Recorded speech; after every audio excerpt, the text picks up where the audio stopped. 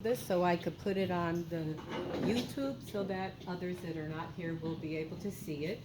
And my Aunt Barbara will be helping me.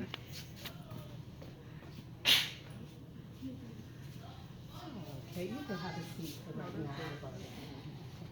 I'm gonna start off. Go ahead, Leslie. Excuse me, hold on. I want everyone's attention, please. Wait, have a seat, please. Careful up there. Okay, everyone. I'd like to tell you a story. Go ahead. It was a stormy night, and the weather was bad, but the turnout was not. People had gathered to hear Martin Luther King Jr., who was back in Memphis to offer inspiration for an ongoing struggle that had celebrated recent victories. King knew that storms pass and that joy comes in the morning, for he had witnessed the pain of water cannons and police dogs. He remembered the Birmingham bombing and the bombing of his own house. But he also saw legislative gains and political successes. He came on the evening of April 3rd, 1968, to share his wisdom, encouragement, and support, even though a huge storm was threatening to prevent him from speaking that night. It wasn't just the storm threatening, the city was on edge, and racial tensions and unrest were growing.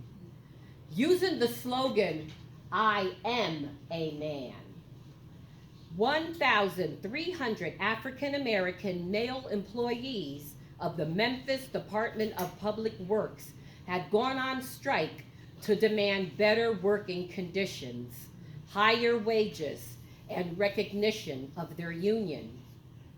Following the death of two of those workers, Martin Luther King had already visited Memphis twice in that last month. Memphis was a community in mourning. Martin Luther King's commitment to the sanitation workers did not falter.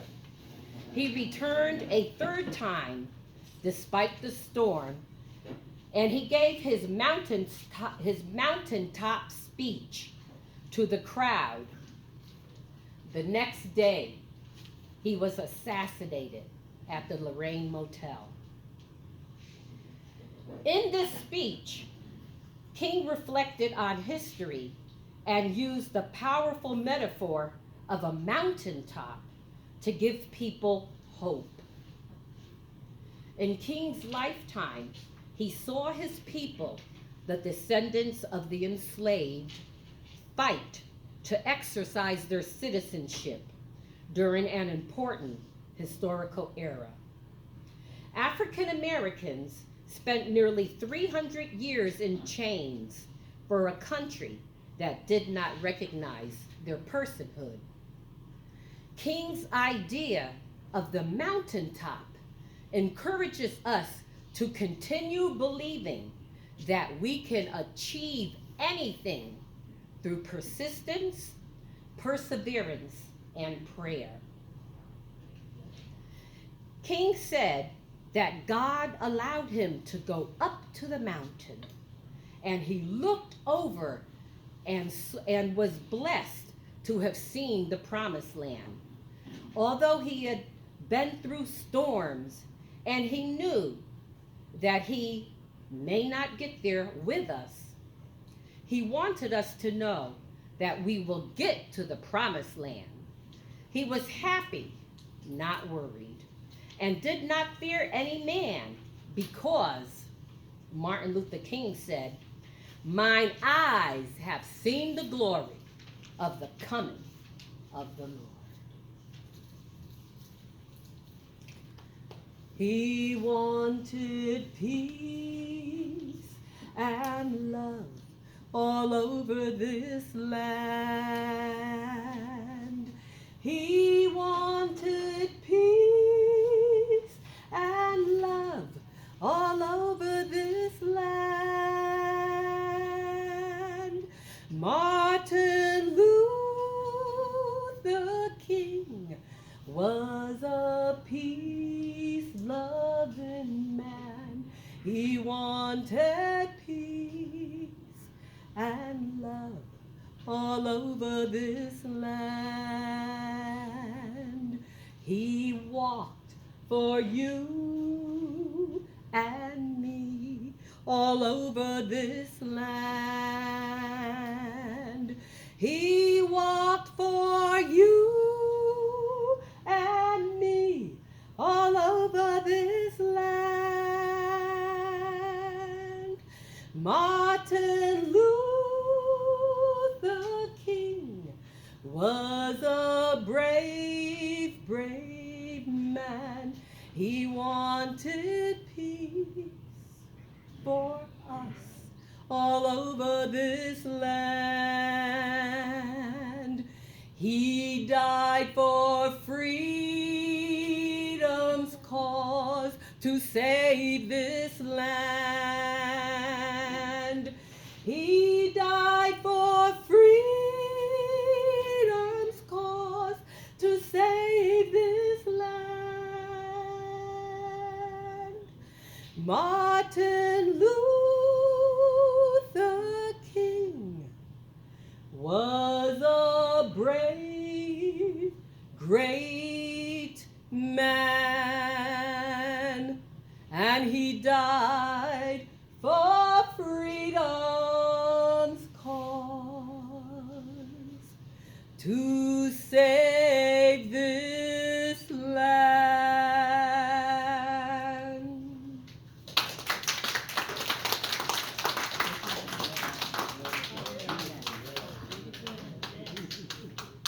I'm going to ask my Aunt Barbara if she would read to you some words from a biography written about Martin Luther King, and it is entitled The Life of MLK Jr.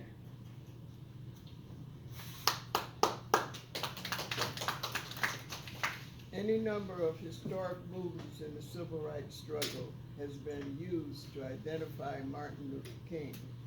Prime movers of the Montgomery boycott, keynote speakers at the March on Washington, and youngest Nobel Peace Prize winner. But in retrospect, single events are less important than the fact that King and his policy of nonviolence protest what the dominant forces in the civil rights movement during its decade of greater achievement from 1957 to 1968. King was born Michael Luther King in Alabama on January 15, 1929. One of the three children of Martin Luther King Sr., pastor of the Ebenezer Baptist Church, and Alberta Williams King, a former school teacher. He was renamed Martin when he was about 6 years old. King enrolled in Morehouse College.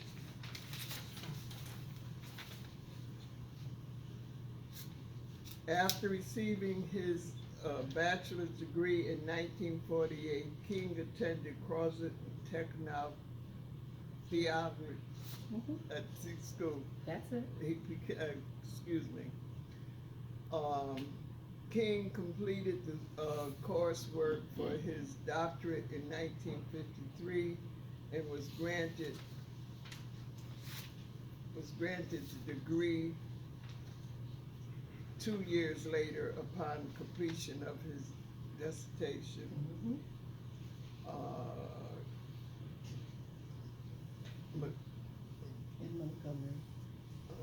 In Montgomery, I couldn't see that. I'm He had sorry. crossed out. In Montgomery, Alabama, he made his first mark on civil rights movement by mobilizing the black community during 382 boycotts of the city bus line. King overcame arrest and other violence, hardship, including the bombing of his home. Ultimately, the United States courts declared bus segregation unconstitutional. A national hero, civil rights figure of growing importance, King summarized together a number of black leaders in 1957 and laid the groundwork for the organization now known as the Southern Christian Leadership Conference. It's SCLC. Mhm. King was elected its president and soon began helping other communities organize their own protests. Mhm. In 1963, King was a principal speaker at the historic March on Washington, where he delivered one of the most passionate addresses of his career. Time magazine designated as its Person of the Year in 1963. A few months later, he was named recipient of the Nobel Peace Prize in 1964. King's legacy lives on in 1969. His widow, Coretta Scott King, organized the Martin Luther King Center Nonviolent Social Change. Today it stands next to his beloved Ebony Baptist Church in Atlanta. His birthday, January 15th, is a national holiday celebrated each year with educational programs, artistic display, and concerts throughout the United States. The Lorraine Hotel where he was shot is now the National Civil Rights Museum. I want to just add, you talk about the Negro and the black, but anybody was not completely white. They could do anything. So all of us, the Asians, the Portuguese, he fought for all of us. So you need to learn a little bit more if you don't know, because they're going right back. Right now, you have people in the Senate of this Congress that's trying to put us right back, take our voting rights and things away. So you need to stay up on what's going on. Thank you. That's right, that's right. Thank you so much, Aunt Barbara. Thank you. And especially thank you for those words you added at the end. We do need to learn about our leaders of all races. But because black folks, we have a history of slavery, we have a history of not being considered human. So we have like a bad start and still a long way to go. And I had Aunt Barbara read that for you because there were some things in the biography, in Martin Luther King's biography, that she read that perhaps some people didn't know. Some people think that he was given a PhD.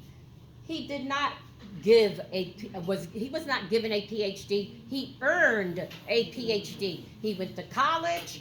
He got his bachelor's degree, did the paperwork for the attended classes, and did the paperwork for his doctorate, which is the PhD, and then did the dissertation, which is the book that each doctorate candidate has to write. And so he did write that book, and he did earn his PhD. And also, there was so many more things in this biography that it was just too long for one person to read in this time that we're given. But just to point out again what Aunt Barbara read to you, excuse me, that he was, Martin Luther King was named Person of the Year in 1963 and was awarded the Nobel Peace Prize in 1964. He also traveled to India, he traveled to Norway, so he was a traveled man, and we all know he was also a father. and his wonderful wife, Coretta Scott King, after she became his widow, after he was assassinated, because he was killed, right? And she fought for his memory to be intact, so everybody would know, that generations to come will know what a great man he was and all that he did. And so we're going to learn a little bit more about Martin Luther King. I have 10 facts you didn't know about Martin Luther King. So I'm going to ask my aunt to read the fact, and then I will give you a little bit more information about each fact. So why don't you come stand closer to me, Aunt Barbara, and a little bit closer. And so you read the number and the fact, and then I'll give a little bit more information about each fact. King's birth name was Michael, not Martin. King was born Michael King Jr. on January 15th, 1929.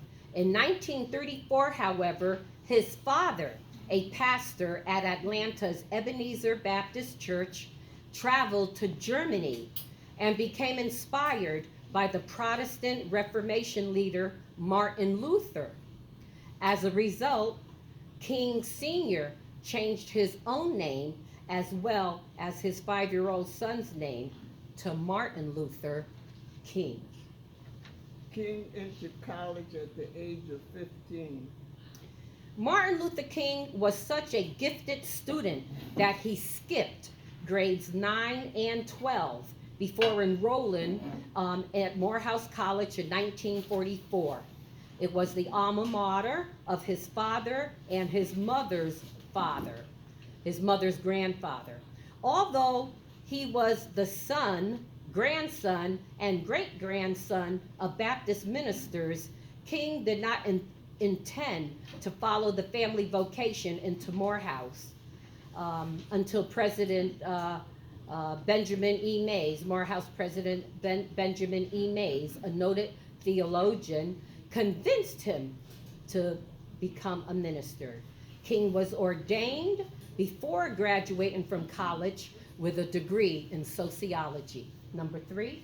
King received his doctorate in systematic theology. After earning a divinity degree from Pennsylvania's Crozer Theological Seminary, Dr. Martin Luther King attended graduate school at Boston University, we call it BU, you're familiar with, where he received his PhD degree in 1955. The title of his dissertation was A Comparison of the Concepts of God in the Thinking of Paul Tillich and Henry Nelson Wyman. So he studied these theologians that were before him, and that's who he wrote his dissertation on. Number 4. King, I Have a Dream speech was not his first at the Lincoln Memorial.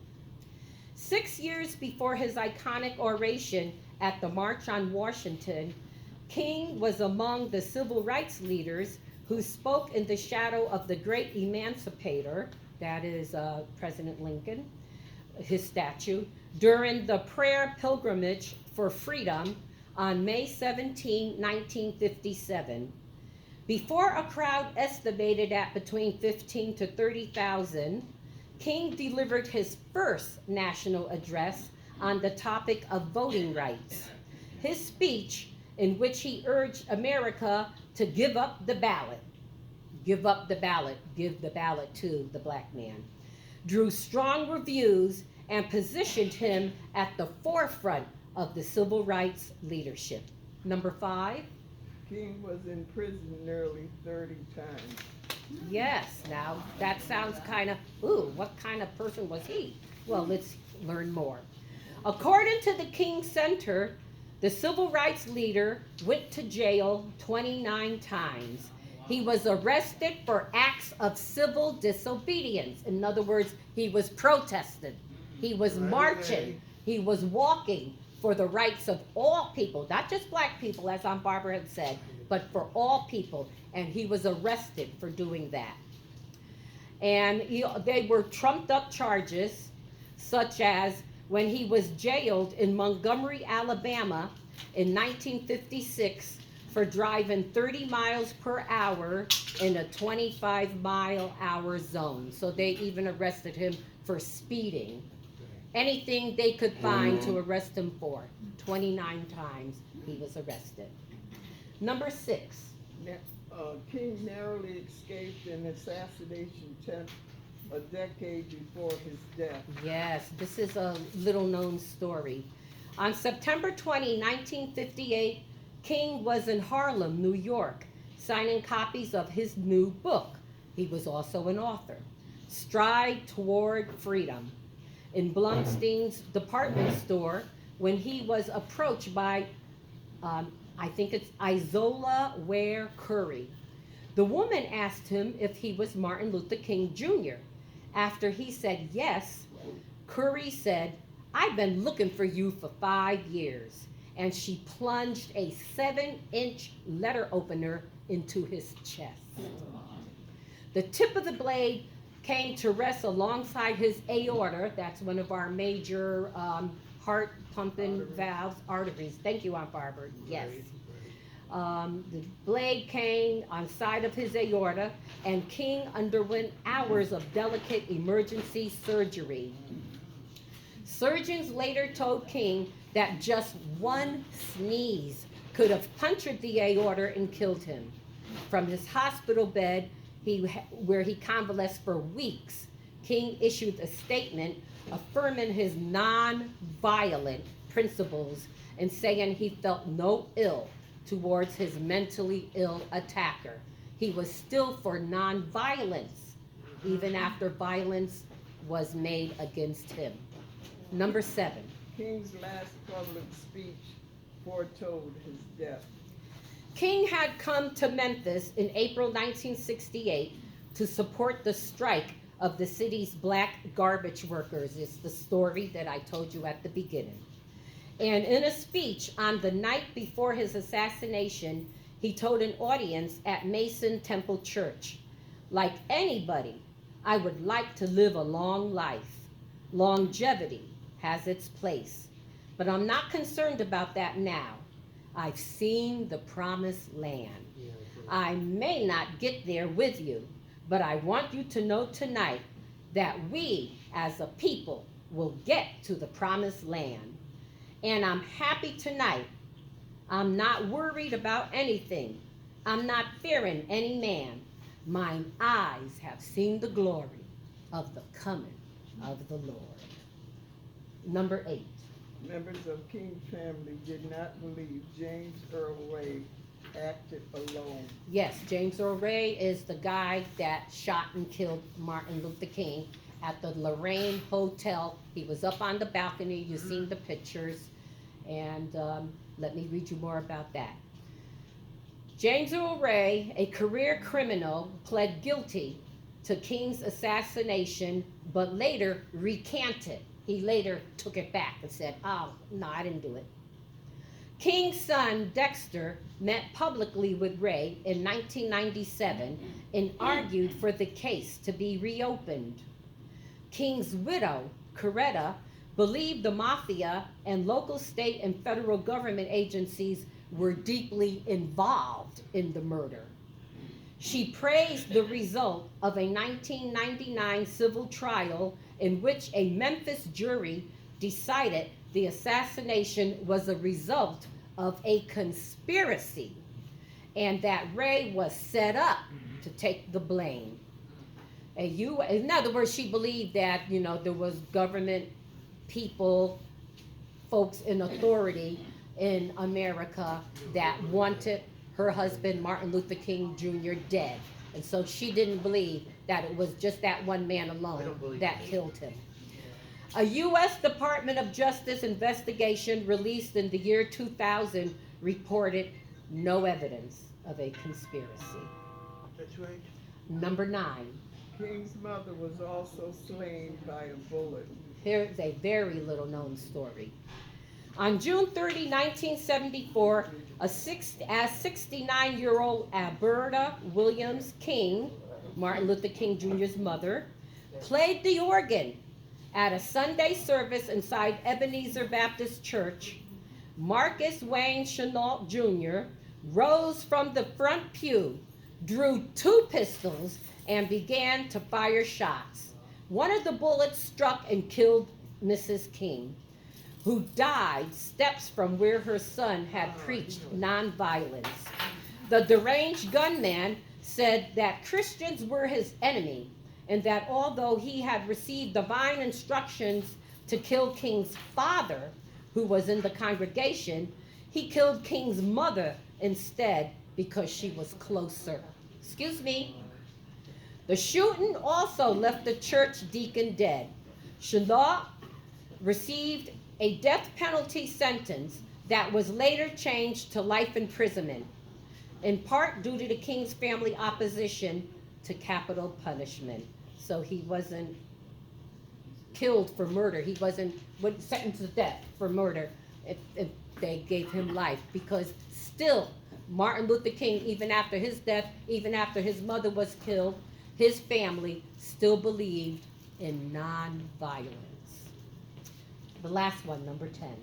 George Washington and Abraham Lincoln are the only other Americans to have had their birthday observed as national holidays. Yes, yes. So that tells you what a great man King was. Along besides these 2 very well-known in history presidents is Martin Luther King Jr. birthday. And that's why it's so important that I and my aunt together teach you these facts about Martin Luther King Jr. He was a great, great man. In 1983, President Ronald Reagan signed a bill that created a federal holiday to honor King. The holiday, first commemorated in 1986, is celebrated on the 3rd Monday in January, close to the civil rights leader's January 15th birthday. What I want to add is that Hartford, Connecticut, was one of the first ones, even before the national holiday was accepted, was one of the first persons to get a holiday. Yeah.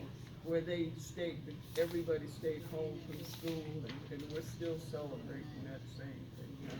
That's right. And I also want to tell you, I had the pleasure of being in Martin King's 3 times in his presence. I met him personally, and it was quite something that I'll never forget. What an honor. Thank you, Aunt Barbara. I'm going to let you have a seat, and that's for you to keep. And I'm going to close us with another song. I want to thank you all for listening. You can tell that both myself and my aunt feel very passionately about Black culture and Black history. And so that's why I take the time to research, to give you real information. That's why I'm filming it, so that I can put it on my YouTube channel and you can see it again and again, and others that are not here can learn the facts about Martin Luther King Jr. A very learned, a very passionate and loving man. And no matter what they did to him, he didn't fight back, because his thing was nonviolence. We have other Black leaders that believe differently and act differently, but this is what God gave him to do, and so he did. And what an honor that my aunt had been in his presence 3 times. God bless you, Aunt Barbara. That is absolutely wonderful. He was in Hartford twice. Wow. Absolutely wonderful. Well, actually 3 times. Because the battle invited him into his church. Okay. That was the first time I seen him, and then he was brought in 2 other times. Wow. Absolutely wonderful. He was truly a great, great man. And I'm going to close with this song in honor of Martin Luther King Jr. This is People Get Ready. And it is written by Curtis Mayfield of the group called The Impressions. Back in my day, they were the bomb, as the young people would say. And Curtis Mayfield always expressed his feelings on black culture and folks being treated incorrectly, being treated wrong. He expressed it through his songs. And so this is a call for people to get yourself ready to do something, to make a difference, not only in your life, but in the life of all people, people of color, black folks, white folks, no matter where you were born. Martin Luther King Jr. cared for each and every one of us, and he died for freedom's sake.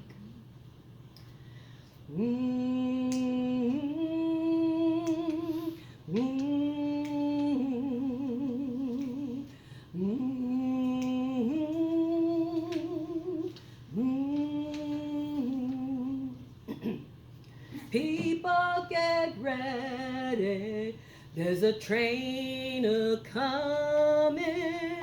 You don't need no baggage, you just get on board.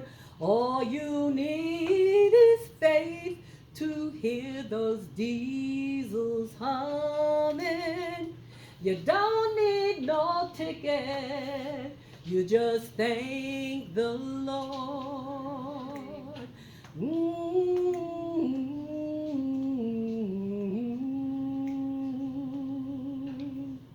People get ready, there's a train to Jordan, picking up passengers from coast to coast. Faith is the key, open the doors and board them. There's hope for all among those loved the most. Ooh.